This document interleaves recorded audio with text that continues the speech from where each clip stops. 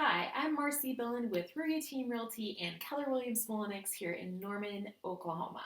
Welcome to our channel. This is the last video in the three-part series, How to Prep Your Home for Sale. You're going to find the other two videos right up here. So what's the best way to negotiate the sale of your home? It's your intention to get as many showings as possible in the first week your home is on the market, right?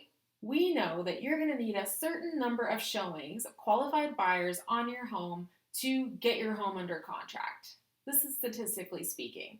So if buyers are lined up outside your door to get in your house, don't you think you're going to have more offers and probably a higher price in that first week? Because let's face it, you put in a lot of work to make your house look really amazing. So, if buyers are lined up outside your house to get in for a showing, don't you think the perception is going to be that your home is priced well and it's in amazing condition? The other perception is, of course, that it's going to sell quickly and it's really popular.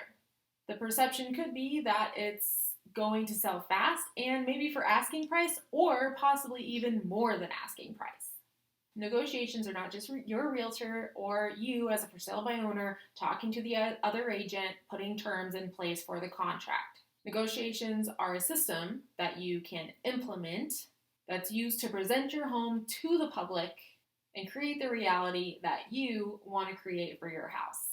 Research shows that you're going to get more money for your house in the first 2 weeks that your home is on the market than at any other time. These statistics are consistent on a hyperlocal level as well.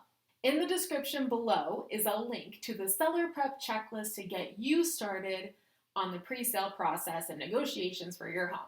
So after you get your home under contract, you know there's a repair period, right? So we know in this process that we've already started this. We had a pre-inspection done on your house so that you know what's going on condition-wise and you can get started on the work if you need to. Wouldn't you love to deliver a house to the next set of buyers that's in excellent condition that will also help you get more money for the house? Making those intentions known to the buyer before they even make an offer can mean a higher price for you, so everyone wins.